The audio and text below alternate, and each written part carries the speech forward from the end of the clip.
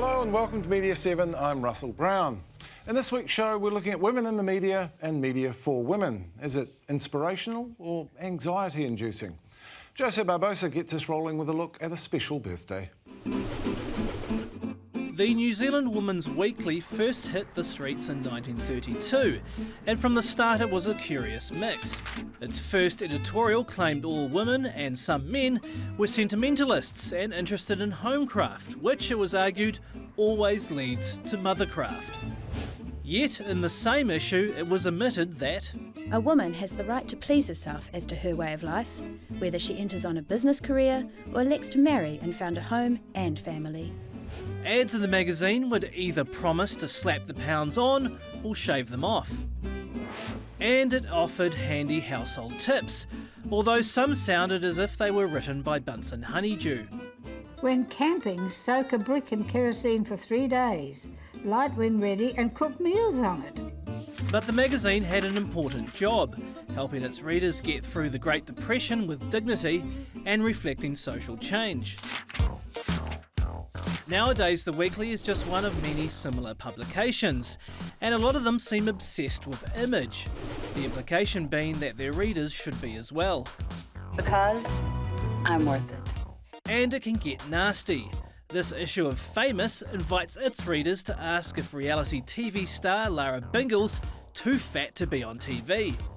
And in the very next story, it's claimed Victoria Beckham is so thin she can't pick up toddlers without fainting. Expectations of image are everywhere you look. People are used to seeing me looking like this and all that. And everyone seems to be pretty okay with that. But for some reason, people had a serious problem when I looked like that. A recent episode of Mad Men featured the character Joan Harris considering an indecent proposal for the sake of the company. You're talking about prostitution. I'm talking about business at a very high level. Do you consider Cleopatra a prostitute? Despite being exceptionally capable, this is presented as the only way Joan can advance her prospects, both professional and domestic. It's an episode that resonates when one considers the actress Christina Hendricks, who plays Joan. She's often only viewed in terms of her bra size. Christina Hendricks and her boobs. Va va voom. This girl's got, everyone knows she's got a rack from God. Decades of being told how you should look has had its ultimate physical manifestation in plastic surgery. Kenny Rogers used to look like a cuddly uncle who'd drop everything at a moment's notice to teach you how to whittle little wooden shoes for orphans. But now he looks like Harry Henderson. According to an interview, he says he had the work done so he wouldn't look weird standing next to his younger wife. So what's the impact of all this body badgering, subtle or otherwise? Have you called Jenny yet? Will how we look ever be left out of the equation? Or are we doomed to be dragging our knuckles forever? Well, here is the Women's Weekly 80th Birthday Collector's Edition, and Lorraine Downs apparently with no photoshopping or plastic surgery. Very good. I'm joined now by the woman who put that together, the editor of New Zealand Women's Weekly, Sarah Stewart. Stand-up comic and self-described South African lesbitarian Ursula Carlson, and CEO of TBWA Tequila, and that's an ad agency, not a cocktail, Dave Walden. Sarah, first up, nice work on the issue. Thank you. It's a really nice piece of work. How did you come up with the key thing in there, which is the most inspiring women list? Yeah. Whose idea was that? Yeah, no, that was our team's idea, but. Despite what your clip just showed, actually the Women's Weekly has been kind of at the forefront of feminism for those 80 years, right from that very beginning, from that first issue, and from the editorial, it was a columnist, I think, that you showed, urging women to go out and work if they were bored at home. It's always been a magazine by women, for women and about women, and feminism's always been a part of that. So inspiring women was absolutely you know, a great theme for this 80th issue. Well, and it is actually interesting. There's a replica of that first issue in there, and it's quite fascinating because the editorial actually asks what do women want and comes up with fashion, cooking, homecraft, gardening, romance, children, and information and amusement. All those things are still present there, aren't they? Yeah, I think they're really universal themes, actually. We probably have a bit more gossip in these days, but, you know, that's all part of the entertainment, I think. Yeah, the universal themes always, the magazine's evolved a lot over those 80 years, but what we cover, that, you know, has been really similar, and I think it's about reflecting New Zealand women's lives. So that's something that we've always tried to do. These days, of course, it's also about reflecting Jennifer Aniston's life, isn't it? The celebrity content seems to be the big change, actually. Yeah, no, I don't think that's true. You can't really do these magazines without that, can you? No, we definitely have some of that international gossip, but actually for the New Zealand Women's Weekly, American stars don't sell us. If we put an American star, if we put Jennifer Aniston on a cover, it won't work. People buy us for our New Zealand celebrities or for royals, because we're a big royal magazine. That American gossip is absolutely part of the mix because it's escapism, it's fun and lively and glamorous, but it's not what people buy us for. And that's interesting because you'll put New Zealand celebrities on the cover, but you won't do New Zealand paparazzi shots. No, never. No. Why not? Well, I think it's wrong. I think it's intrusive, and I also think that our readers have an innate sense of fairness and justice, and they don't like paparazzi shots. New Zealand's a really small place. We're like a big country town in lots of ways, and having a photographer lurking around the corner trying to snap your kids as they go shopping or go to school, that is not something that sits well with our readers or with us. I have to say, you're far from the worst offender here, but when you do show celebrities, it's either, oh my God, Angelina's too thin to conceive, or oh my God, look at other stars, cellulite, she's so fat. We would never do that. The Women's Weekly is not that kind of magazine. Absolutely other magazines do, and Famous is one that you showed there. I think there's a couple of other, especially the Australian ones, but that's not what we do at all. In fact, you will never find a really negative piece of gossip in the Women's Weekly, and that's a very deliberate stance. You know, our readers do not like that kind of nastiness. They don't buy us for it. Interesting. Ursula, are you a consumer of the women's magazines? I am, but not of the ones that do the paparazzi shots. Oh, so you prefer the responsible ones? Yeah, no, because I don't like that whole, you know, just going for a coffee and then you look up and, you know, we all pop out with the old tracksuit and Crocs every now and again. And then, you know, that's sort of your worst nightmares, going out and there's somebody with a camera. It's really intrusive, or, you know, people are entitled to their privacy.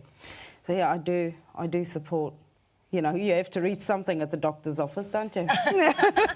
Do you get made anxious by the body image stuff? Because it's a big part of those magazines. No, I don't.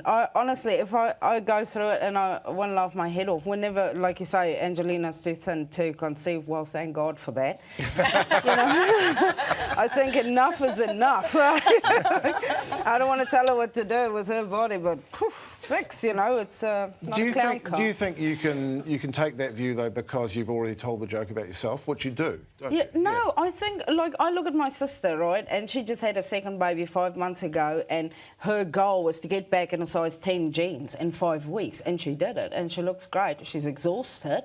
And I said to her, you know, just calm down. You've landed the man, you've got the kids, you know, like, nobody cares if you a size 10 or a size 18. If you're an egg, you're an egg. You know, people aren't going to like you. If you're thin, it doesn't matter. But that's kind of a stock story, isn't it? The star has a baby, then 6 months later, bikini body. Yeah, not 6 months, it's 6 weeks now. Yeah, they wait for it, don't they? They don't. Nobody goes full term. No star goes full term anymore, because then you get the stretch marks. That kid has to come out at 7.5 months.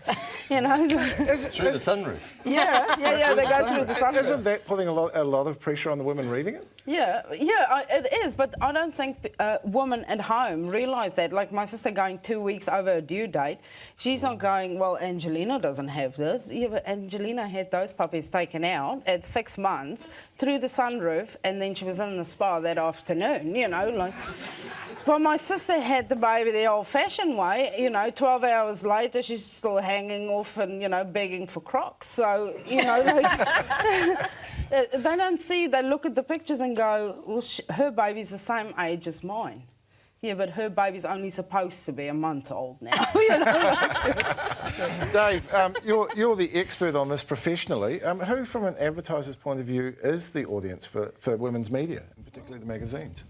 Well, women's media is obviously directed at women. I mean, and we've got heaps and heaps. Are they young, old, rich, poor? Well, they're women who are interested in kind of life, but you know, we've moved on a bit from kind of saying there's only women's magazines and only women read them. The research shows that when women's magazines, I don't think so much the Women's Weekly, but some of the trashy stuff with the showbiz gossip and that. Half of the blokes get into those as well. We have a lot of male readers. I don't think it's... Oh, do you? Yeah, absolutely. Most men write in and say they read us in the toilet. Really? But seriously, we now talk about audiences. We talk about kind of people at life stages. We talk about people... And women are a really important part. We love women. I mean, hello, I should declare an interest here. We love women. But, you know, the old-fashioned idea that you could divide half the media up, there was half devoted for men, half devoted for women, has gone. Now people are at life stages, it's attitudes, it's the kind of people we want. We don't need 500,000 women. We need 50 or 100,000 people of a particular interest in a particular state of mind, life stage. So you're or saying whatever. that's a change from Yeah. what the philosophy was? The whole, I mean, if you look at the old days, it used to be 25 to 39-year-old household shoppers, female. Now that's gone. It's household shoppers, but it's not female because there's a lot of blokes doing the shopping. There's a lot of people who are Mr. Mom. There's a lot of work sharing and there's a lot of time sharing and kids sharing and all that. And the amount of working mums, our industry now reflects real life. I mean, all the advertising does is reflect society. And we reflect the fact that there's a hell of a lot of working mums out there. They're time poor. So you look at all the new products that are coming out, they're all convenience stuff, how I can do it and, you know, meals in a minute when I get home, all that sort of stuff. It reflects the pressures and the modern contemporary house maker. Sometimes it's a bloke, sometimes it's a woman. Sarah, does that strike a chord with you? Because, yeah, I mean, we often talk about how women are supposed to be able to do it all now. They're supposed to be holding down the job and keeping the home tidy. And looking like a sex goddess. And not keeping the home tidy. The home has to be immaculate. It has to look like some sort of designer set. I think the pressures on women these days have really intensified because it's not just about looking good. You know, if you look back at the Women's Weeklies from the 1950s, it might be about looking good and having a nice home. Now you have to look amazing, have an incredibly beautiful home, have an incredibly, high-pressure career and raise perfect children. Like, the pressures are enormous. I just think with the magazines, as with advertising, because I was in advertising before and we used to make women's magazines, yeah. So I just think in all of those shirts, like, they should have a little disclaimer at the bottom of every photo. Go, if you want to look this good, employ a photo retoucher.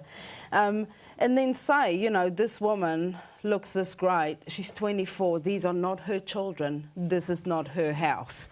You know, because people look at that photo and go, how can she do it? And look at her skin, it looks fantastic. But she woke up that morning with dark circles and a photo retoucher removed that, took all the wrinkles out. Those kids are not hers, it's probably the photographer's two kids, you know, and the house is just in a studio somewhere. So, Sarah, was that a big deal for you? You had Lorraine Downs on the cover and it's not photoshopped and, you know, she hasn't had plastic surgery. Was that a factor in choosing? Yeah, I think that people might find this trite, but I actually think that it's a really political statement that Lorraine Downs, who's an incredibly beautiful woman ageing, makes a big deal about the fact that she does not want to be retouched. So she doesn't want her wrinkles not to show.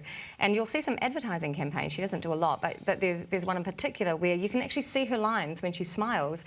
And that should just be a natural, everyday thing, but it's not. And so that was one of the reasons that we chose her. She's also got a lot of integrity and she's a very warm person. But the fact that she really wants to age beautifully was a big deal. But Russell, that's a whole new market for us because it used to be that we only ever directed our products and services and ads to young, beautiful people. Today, seniors is a whole really important market. You say Lorraine Downs is a senior. Of course I am. And she's a sexy senior too, Lorraine. If you're watching, give us a call. She's fabulous. But, you know, there is advertising that just was directed at blonde bimbos is no longer de rigueur. You have to have advertising that connects with whatever audience it is. And, excuse me, we're an ageing population. A lot of us are getting a bit of grey hair, and no, you're not. You're fabulous. But you know, so you can't pigeonhole oldies as irrelevant anymore. So the baby boomers get their way again. The baby boomers are right, mate. Well, we'll pause for breath now, and after the break, the numbers.